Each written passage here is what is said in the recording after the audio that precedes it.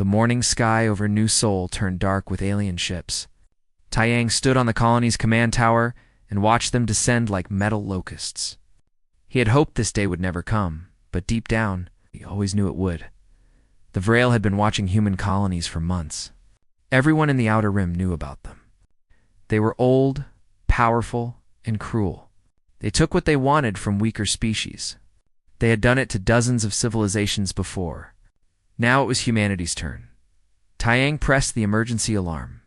Sirens wailed across the settlement. 50,000 people lived in New Seoul, the largest human colony outside Earth's solar system. Most of them were families, scientists, and farmers. They came here for a new life. It's not for war. His wife Hannah ran into the command center with their daughter Yuna. The girl was only 12 years old. Her eyes were wide with fear. Taeyang hugged them both quickly. "Get to the shelters. Now, what about you?" Hannah asked. She already knew the answer. "I have to coordinate the defense," Taeyang said. He kissed Yuna's forehead. "Be brave, little star. I'll see you soon." That was a lie, and they both knew it. The Vrail ships landed in the central plaza. Their design was ugly and brutal, all sharp angles and dark metal. The doors opened, and they came out. The Vrail stood 3 meters tall with 4 arms and skin like rough stone. Their eyes glowed red in the morning light. Taeyang had prepared the colony's defenses as best he could. They had plasma cannons on the walls, and every adult knew how to use a rifle. But it wasn't enough. It was never going to be enough. The first wave of Vrail soldiers hit the eastern wall. The human defenders fired everything they had. Plasma bolts lit up the sky. Some aliens fell, but more kept coming. For every Vrail that died, 3 humans fell. In the command center, Taeyang coordinated the retreat. He moved civilians from sector to sector, trying to keep them ahead of the alien advance. His tactical officer Kyung worked the communications console. "Sir, we're being jammed. I can't reach the other colonies. Keep trying," Taeyang ordered. He looked at the holographic map. Red markers showed Vrail positions spreading across the city like infection. Blue markers for human forces grew fewer by the minute. A massive explosion shook the building. The northern wall had fallen. Vrail troops poured through the breach. Taeyang made the hardest decision of his life. All units, fall back to the central bunker. Civilians first. Fighting retreat. The evacuation was chaos. Parents carried children through smoking streets. The elderly helped each other stumble toward safety. Human soldiers fired and retreated. Fired and retreated. They bought time with their lives. Tan stayed on the command tower until the last possible moment. He watched his city burn. Buildings his people had built with their own hands collapsed under Vrail weapons. Gardens that had taken years to grow turned to ash in seconds. A massive alien ship descended directly over the command center.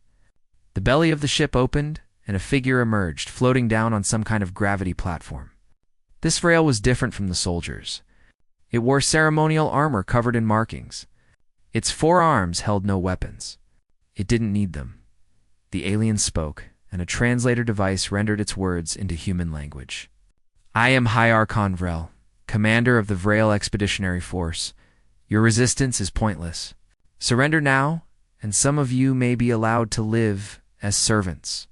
Taeyang grabbed his rifle and fired a burst at the alien leader. The shots splashed against an energy shield and dissipated harmlessly. Vrail didn't even flinch. "It's foolish," the Vrail leader said. "You primates don't understand your place in the universe. Your species is beneath notice. You exist only to serve your betters." More Vrail soldiers burst into the command center. They grabbed Taeyang and forced him to his knees. Kyung tried to fight them off and was killed instantly. Taeyang watched his friend's body hit the floor. The invasion was over in 6 hours. The Vrail herded the surviving humans into the plaza. Taeyang found himself in the crowd, searching desperately for Hannah and Yuna. He finally spotted them near the fountain. Yuna was crying. Hannah held her close, trying to be strong. High Archon Vrail stood on a platform above the captives. "Your colony is now property of the Vrail Collective. We will take what we need: technology, resources, and workers. The rest of you will be left here to consider the price of existing in our territory. The Vrail began the selection. They dragged people from the crowd. Engineers, doctors, young adults, strong enough for labor. Families were torn apart. Children screamed for parents. Parents fought to reach their children. Taiyang tried to push through the crowd toward his family. Vrail soldiers blocked his path. He watched helplessly as other soldiers grabbed Hannah and Yuna. "No," he shouted. "Take me instead." Hannah looked at him across the crowd. Her face was calm now, resigned. She mouthed the words, "I love you," before the aliens pushed her toward a transport ship. Yuna called out for him. Dad, help me." Taiyang fought like a wild animal. It took 4 Vrail soldiers to hold him down. He watched his wife and daughter disappear into the alien ship. Something inside him broke and reformed into something harder, colder. The Vrail took nearly 20,000 humans that day. They loaded them onto ships like cargo.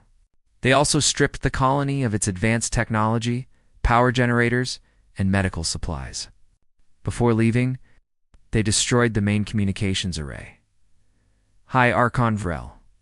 Broadcast one final message on all frequencies. Consider this tribute to your betters. Your species is weak and scattered. Be grateful we leave any of you alive. The Vrail fleet rose into the sky and vanished into the black. Taiyang stood among the ruins of his city. Smoke rose from 100 fires. Bodies lay in the streets. The survivors wandered like ghosts, searching for loved ones they would never find. But Taiyang noticed something the Vrail had missed. In the chaos, before the communications array was destroyed, young Sora from the engineering team had managed to launch a quantum beacon. It was already racing toward Earth faster than any ship could travel. Taiyang walked to the edge of the colony. He looked up at the stars where the Vrail had gone. His voice was quiet, but filled with absolute certainty. You made a mistake today. You think we're alone out here? You think we're weak because we're far from home? But Earth will hear what you did. And when they come, you'll pray to whatever gods you have that humans believe in mercy. The beacon traveled through the void, carrying news of the attack. Behind it, 30,000 humans waited in the ashes of New Sol. They mourned their dead. They ached for their stolen families, and they waited for humanity to wake up. The quantum beacon reached Earth 6 months later. It arrived at the United Terran Defense Council headquarters in Geneva at 3 in the morning. The night shift officer who received it immediately woke. Admiral Doyon. Doyon was a career military man who had served in space for 30 years. He had fought pirates, negotiated with alien traders, and explored unknown systems. But he had never seen anything like the data. Packaged from Kepler-44 to B, he watched the black box footage in his office. The recording showed everything. Vrail ships descending on New Sol, human defenders dying at their posts, families torn apart, children dragged away screaming. The Admiral's hands gripped his desk until his knuckles turned white. By dawn, he had called an emergency session of the Defense Council. Representatives from every Earth nation gathered in the assembly hall. The room fell silent as Doyon played the recording. When it finished, there was no debate. No discussion about costs or consequences. The vote was unanimous within 5 minutes. Humanity would respond. But one council member, Ambassador Nari, asked the question everyone was thinking.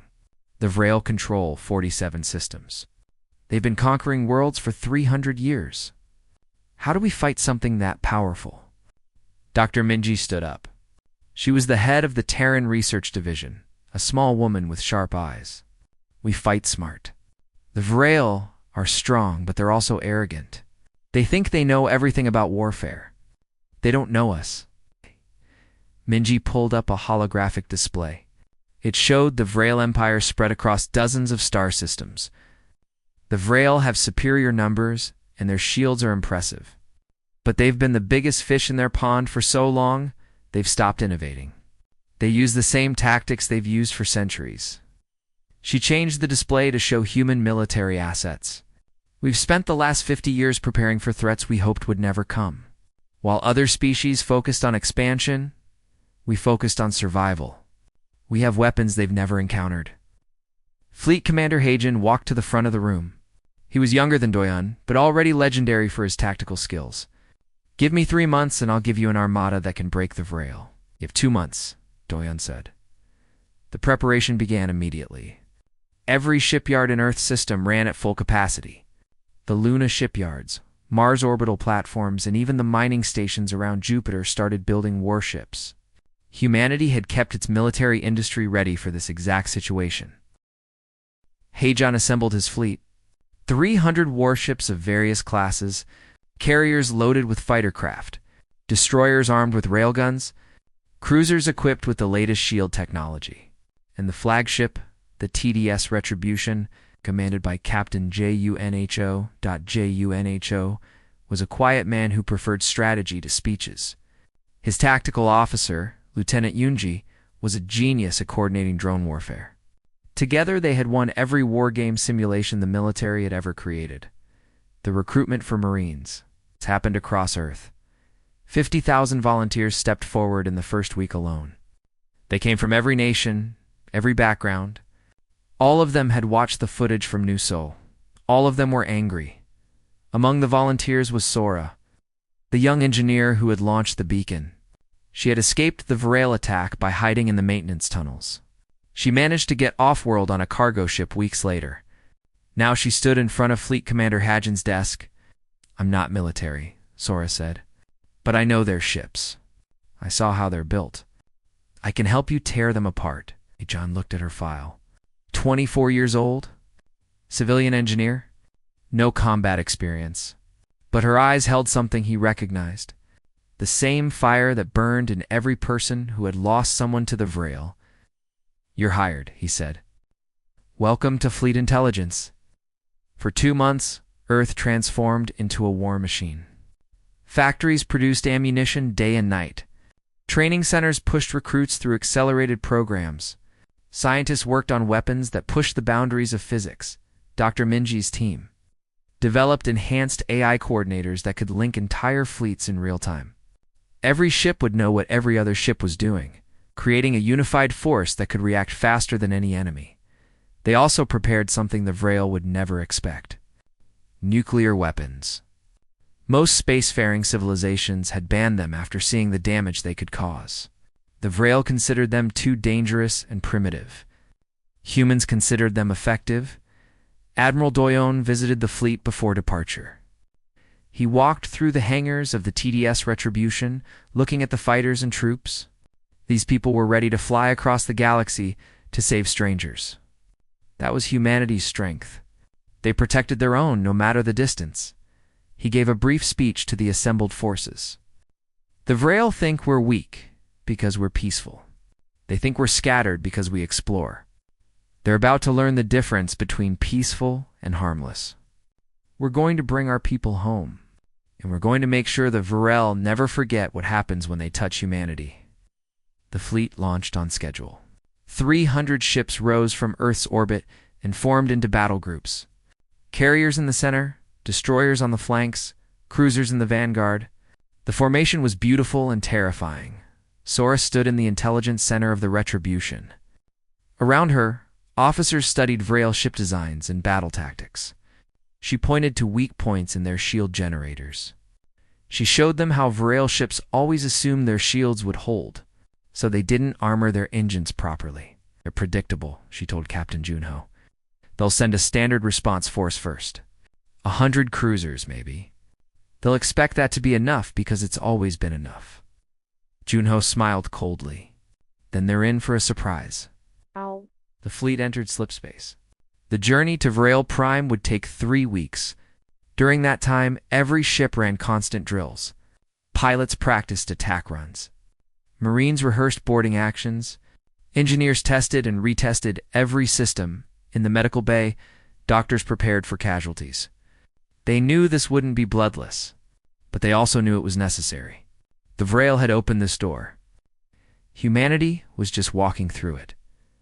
Lieutenant Yunji worked with the drone teams.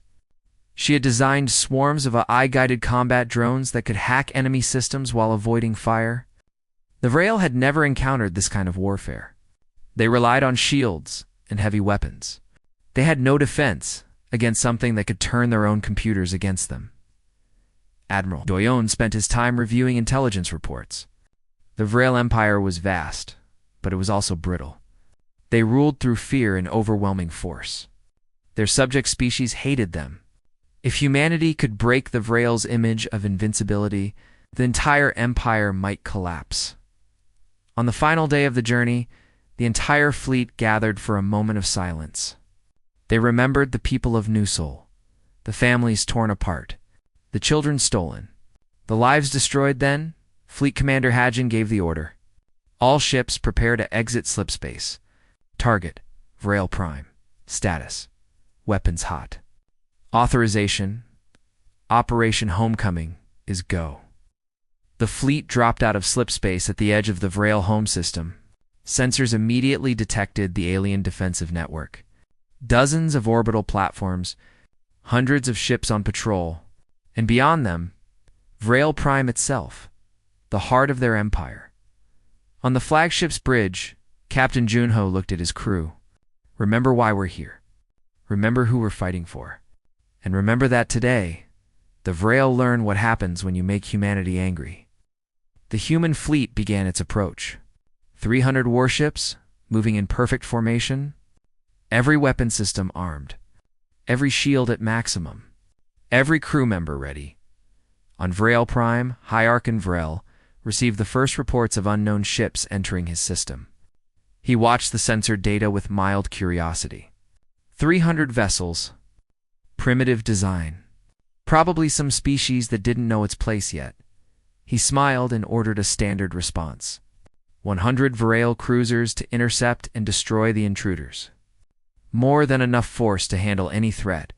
Hierarchan Vrel had no idea he had just made the worst decision of his very long life. The humans were coming. And they were done asking nicely. The Vrel cruisers moved to intercept the human fleet with practiced confidence.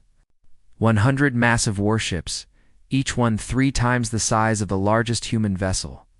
They had destroyed entire civilizations with less force than this. Hierarchan Vrel, from his command throne on Vrel Prime. The tactical display showed the two fleets approaching each other. He expected this to be over quickly. Another primitive species learning their place in the universe. Open a channel to the intruders, Vrel ordered. Let's see what they want before we destroy them. On the bridge of the TDS Retribution, Captain Junho received the incoming transmission. The Vrel commander's face appeared on screen. For eyes, stone-like skin, an expression of bored superiority. Unknown vessels, you have entered Vrel territory without authorization. State your purpose, or be destroyed. Junho didn't hesitate. This is Captain Junho of the United Terran Defense Forces. We're here for our people. Return them now, and we might let you live. The Vrel commander laughed. It was an ugly sound. Terran? The monkey colony? We took tribute from your settlement months ago. Those specimens are already distributed across the Empire. Turn back now, or share their fate. Ilho cut the transmission. He looked at his weapons officer. All ships. Open fire. What happened next would be studied in military academies for generations. The human fleet split into 3 groups with perfect synchronization. The AI coordination system linked every ship's movements into a single fluid dance. Railguns opened up first, firing projectiles at 3% of light speed. The Vrel shields absorbed the first volley. The alien commander barely noticed. Shields were their greatest strength. They could take this kind of punishment for hours. Then, the human missiles arrived. Not plasma warheads or energy weapons. Nuclear missiles. Dozens of them. The Vrel had banned nuclear weapons centuries ago as too dangerous. They had no specific defense against them. The missiles detonated against the Vrel shields. The electromagnetic pulses disrupted the shield generators for split seconds. And in those split seconds, the next wave of railgun fire punched through. 3 Vrel cruisers exploded in the first 30 seconds. On Vrel Prime, Hierarchan Vrel sat up straight. What just happened? Report. Unknown weapons, Archon. They're using radiation-based explosives combined with kinetic strikes. Our shields aren't calibrated for this. Human fleet didn't slow down. They accelerated into the Vrel formation like sharks into a school of fish. Every ship knew exactly where every other ship was positioned. They never blocked each other's firing lines. They never wasted a shot. Lieutenant Yunji launched the drone swarms. Thousands of small, AI-controlled drones swarmed around the Vrel ships. They were too small for point defense to track effectively. They attached to hull sections and began hacking into Vrel systems. On one Vrel cruiser, the weapons suddenly turned offline. On another, the engines cut out. A third ship started broadcasting false sensor readings to its own fleet. The Vrel formation began to fall apart as ships lost coordination. Captain Junho's ship led the main assault. The Retribution was smaller than the Vrel cruisers, but faster and more maneuverable. It darted between enemy ships, firing precisely at the engine sections that Sora had identified as vulnerable. The battle lasted for minutes. When it was over, 70 Vrel cruisers were destroyed or disabled. The remaining 30 retreated in disarray. The human fleet lost 2 destroyers and took moderate damage on a dozen other ships. It wasn't the overwhelming victory humans wanted, but it was decisive enough. On Vrel Prime, the command center descended into chaos. "Hi, Archon." Vrel stared at the tactical display in disbelief. Impossible. 100 cruisers defeated in minutes by an unknown species. "Get me the military council." "Now," Vrel roared. "Deploy the home defense fleet. Every ship we have." Even as he gave the orders, he felt something unfamiliar. Fear. The human fleet regrouped and continued toward Vrel Prime. They didn't celebrate their victory. This was just the first step. Admiral Doyon broadcast a message on all Vrel frequencies. "This is Admiral Doyon of Earth. You attacked our colony at Kepler 4 for to be. You killed our people. You took our families. We're here to bring them home. Surrender our people now, and we'll consider mercy. Resist, and we'll show you what happens when you wake a sleeping giant." The Vrel response was to deploy everything they had. 200 more ships rose from Vrel Prime. Orbital defense platforms powered up their weapons. Fighter craft launched from surface bases. "They're not surrendering," Lieutenant Yunji reported. "Then we go to Plan B," Admiral Doyon said calmly. "All ships, battle formation Delta, prepare for planetary assault." The second wave of Vrel ships hit the human fleet like a hammer. This time, the aliens knew what to expect. They had recalibrated their shields against nuclear weapons. They spread their formation to reduce concentrated fire. The battle was harder this time. Human ships took damage. The destroyer TDS Vigilant suffered a reactor breach and had to fall back. The carrier TDS Horizon lost half its fighter wing. But the humans adapted to Sora worked with the intelligence team, analyzing the Vrel's new tactics in real time. She noticed they were overcompensating for the nuclear threat. Their shields were stronger against radiation now, but weaker against conventional weapons. "Switch to pure kinetic," she told Captain Junho. "Railguns only. Maximum velocity." The human fleet changed tactics mid-battle. The railguns fired continuously, overwhelming the Vrel shields through sheer volume of fire. The aliens couldn't adapt fast enough. They were used to enemies who fought the same way for entire battles. Humans changed strategies every few minutes. Fleet Commander Hagen directed the assault from his command ship. He split his forces into smaller groups that harassed the Vrel from multiple angles. The alien ships were powerful but slow to turn. Human vessels danced around them, striking weak points and retreating before return fire could land. The Vrel tried to deploy their ultimate weapon, the Eclipse. It was a gravitational disruptor that created localized black holes. They had used it to destroy entire fleets in the past. It was their last resort, their guarantee of victory. The Eclipse activated. Space itself seemed to bend around the human fleet. 3 human ships were caught in the gravitational field and crushed instantly. The crews died before they could scream, but human scientists had been studying gravitational anomalies for decades. Dr. Minji's team had prepared countermeasures. The fleet's enhanced shields generated opposing gravitational fields. It wasn't perfect, but it was enough. and while the Vrel focused on the Eclipse weapon, Yunji's drones traced its signal back to the source. A hidden platform on Vrel Prime's largest moon. Target acquired, Yunji reported. Destroy it, Admiral Doyen ordered. 5 human destroyers broke from the main battle and raced toward the moon. Vrel fighters tried to intercept them, but were torn apart by point defense fire. The destroyers launched every missile they had at the platform.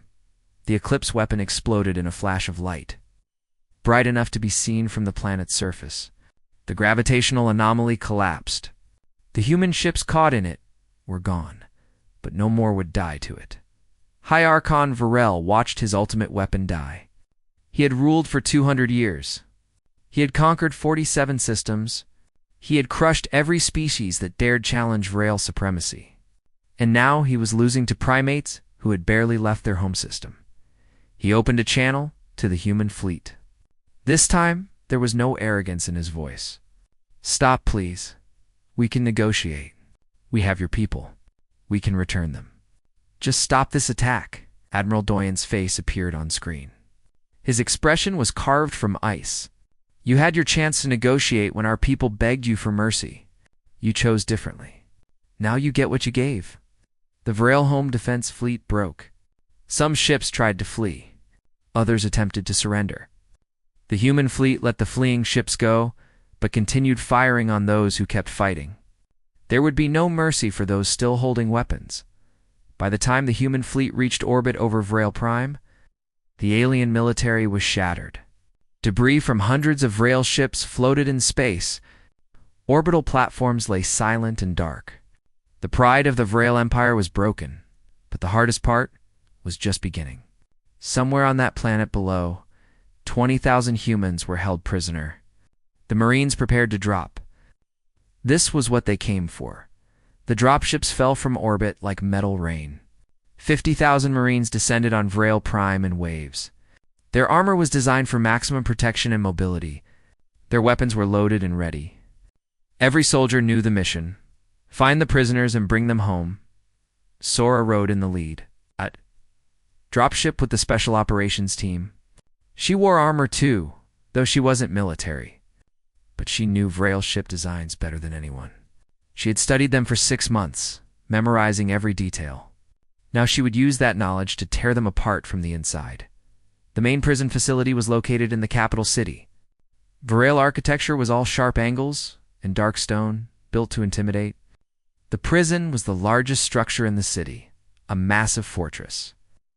Designed to hold thousands of captives from dozens of conquered species, the Marines hit the prison from 4 sides. Simultaneously, breaching charges blew holes in the walls. Teams poured through, weapons ready. Vrel guards tried to mount a defense, but were overwhelmed in minutes. These weren't the elite soldiers from the space fleet. These were prison guards who had never faced real combat. Captain Junho led one assault team personally. He had left the Retribution under Lieutenant Yunji's command to be here for this. Finding the prisoners was too important to delegate. His team cleared room after room, moving with practiced efficiency. They found the first group of humans in a holding cell on the 3rd level. 20 people, mostly engineers and scientists. They were thin and dirty, but alive. When they saw human Marines, some of them started crying. Others just stared in disbelief. You came, one woman whispered. You actually came for us. We always come for our people, Junho said. He handed her a nutrition bar and moved on. There were thousands more to find. Sora's team headed for the deep levels. She had analyzed the prison's layout and found something interesting. The Vrel kept their most valuable prisoners in the lower sections, away from potential rescue attempts. That's where Hannah and Yuna would be if they were still alive. The team fought their way down. Vrel guards fell back level by level. Some tried to use the prisoners as shields, but Marine snipers took them out with precise shots. No human would be left behind today. On the 5th sublevel, they found the high-value holding area. The doors were reinforced and locked with biometric security. Sora pulled out a hacking device she had built specifically for Vrel technology. It took 30 seconds to override the locks. The door slid open. Inside were hundreds of people. Humans, yes, but also members of other species. aliens the Vrail had enslaved over the years. They all looked up at the human Marines with desperate hope. "Anyone speak English?" Sora called out. A man pushed through the crowd. He was thin and scarred, but his eyes were clear. Tiang, the former colony commander, looked at the Marines, and his knees nearly buckled with relief. "My family," he said. "Hannah and Yuna. Please tell me they're alive." Sora scanned the crowd. She saw a woman holding a young girl in the back of the cell. Both of them looked up at the sound of Tiang's voice. The woman's eyes went wide. "Ayang." Hannah pushed through the crowd with Yuna close behind. The family reunion happened right there in the prison cell. Father, mother, and daughter held each other and wept. Sora had to look away. Some moments were too private for witnesses, but there was no time for long reunions. The Marines quickly organized the prisoners for evacuation. Medical teams treated the injured. Engineers rigged the prison systems to stay unlocked. Every cell was opened. Every prisoner was freed. In other parts of the city, other Marine teams found more humans. Some were working in factories. Others were locked in research facilities, forced to share human knowledge with their captors. The Marines extracted them all. The Vrail military tried one last desperate counterattack. Ground forces and remaining fighters converged on the prison. They knew if the humans successfully extracted their people, the war was lost. If they could recapture the prisoners, they might have leverage for negotiations. The battle for the prison lasted 3 hours. Vrail soldiers attacked from the ground. Fighters strafed from the air. But human dropships provided cover fire while extraction shuttles loaded prisoners. Marine squads held defensive positions with grim determination. Lieutenant Yunji coordinated the air battle from orbit. Her drones intercepted Vrail fighters before they could reach the extraction zones. Human fighters cleared the skies. The Vrail were fighting for their empire. The humans were fighting for family. There was no contest. When the last prisoner was loaded onto a shuttle, the Marines began their own withdrawal. They had accomplished the impossible. Over 19,000 humans recovered. Some were still missing, scattered across the Vrail Empire, but this was most of them. This was victory. On the shuttle ride to orbit, Tiang sat with his family. Yuna had barely let go of him since the rescue. Hannah leaned against his shoulder, exhausted but safe. Around them, other families reunited. Strangers who had suffered together now celebrated together. "I knew you'd come," Hannah said quietly. The Vrail kept saying Earth wouldn't care about one small colony, that we were too far away, too unimportant. But I knew they were wrong. "No human is unimportant," Tiang replied. "No distance is too far." Back on Vrail Prime, High Archon Vrail was dragged from his palace by human Marines. The once-proud ruler was stripped of his ceremonial armor and put in simple restraints. Around him, the capital city burned, not from human weapons, but from rebellions by other enslaved species.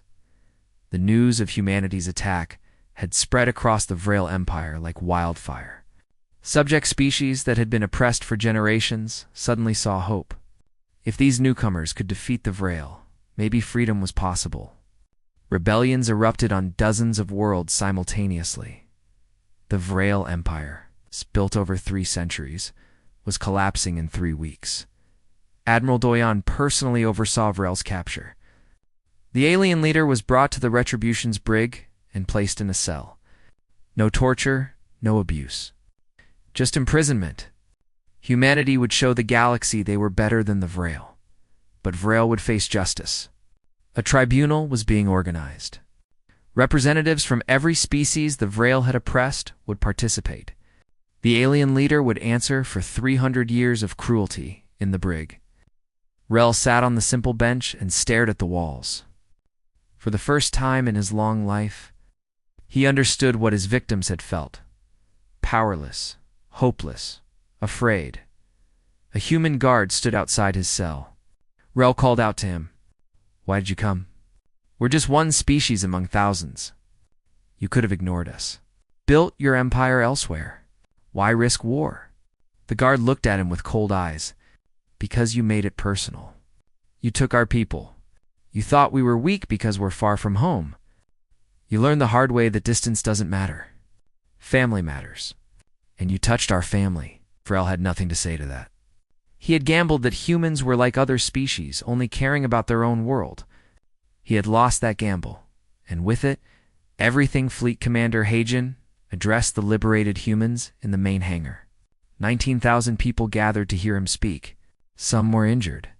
All were traumatized. But they were free, and they were going home. The Vrel thought they could take you and we wouldn't respond, Hagen said. They were wrong. Earth heard what happened. Earth came. Earth will always come. No matter how far you are, no matter how long it takes, we protect our own. The crowd erupted in cheers. People who had given up hope were crying with joy. Families held each other. Strangers hugged strangers.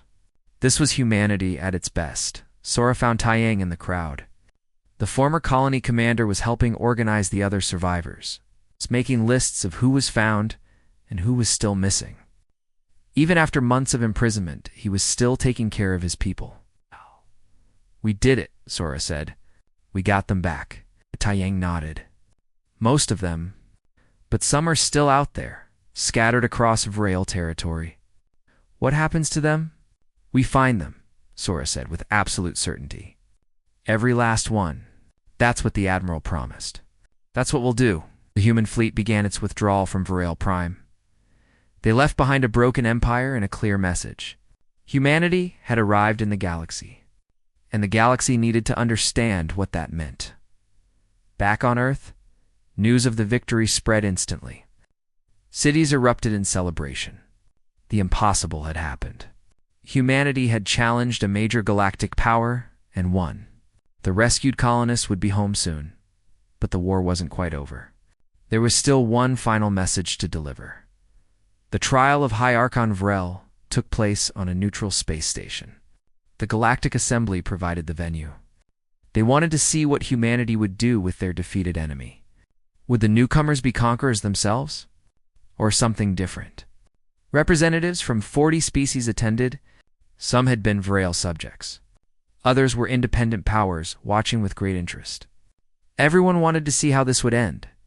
Ambassador Nari represented Earth. She was a diplomat, not a soldier, but she had volunteered for this duty. The victims deserved justice, not revenge. Someone needed to make sure this trial was fair. The courtroom was simple. No grand decorations. Just a raised platform for the judges, seats for the representatives, and a dock for the accused.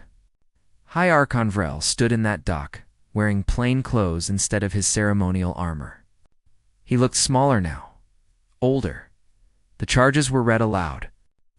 300 years of conquest, 47 civilizations subjugated, millions of lives destroyed. The list went on for an hour. With each charge, Vrel's shoulders sagged a little more. The prosecution presented evidence. Recorded orders from Vrel, authorizing raids on peaceful colonies. Testimony from freed slaves describing their treatment. Data showing systematic exploitation of conquered species. The case was overwhelming. Vrel was given the chance to defend himself. He stood at the dock and looked at the assembled representatives. For a long moment, he said nothing. Then he spoke. I am guilty of everything you accuse me of, he said quietly. I ordered those raids. I authorized the slavery. I built the Vrel Empire on the suffering of others. I did these things because I could, because we were stronger, because that was the way of things. He paused, but I was wrong. The humans taught me that. They came for their people, even though we are far from their home. Even though we were stronger, even though it would have been easier to forget about one small colony, they came anyway. And they defeated us not just with weapons, but with something we never had. Unity. Purpose. The belief that every life matters. The courtroom was silent. Ambassador Nari watched Vrel carefully. This wasn't an excuse. It was a confession. The alien leader knew he had lost more than a war. He had lost his entire worldview. The tribunal deliberated for one day. The verdict was unanimous. Guilty on all charges. The sentence was life imprisonment. Vrel would spend the rest of his very long life in confinement, but he would not be executed. Humanity had proven they were better than their enemies. But the Vrel Empire was not just its leader. The entire power structure needed to change. Admiral Doyon worked with representatives from the freed species to create a new government for former Vrel territory. The Vrel military was disbanded. Their weapons were seized. Their warships were divided among the species they had oppressed. The Vrel people themselves were placed under oversight by a joint council representing all the former subject species. It wasn't revenge. It was justice. The Vrel would learn to live as equals, not masters. It would take generations, but it would happen. Meanwhile, the rescued humans returned to Kepler 44 to be. The colony had to be rebuilt. Much had been destroyed in the Vrel attack. But the survivors were determined to make it even better than before. Taiyang was offered a position on Earth, a comfortable office job in the Defense Council. He turned it down. His place was here, with the people who had suffered alongside him.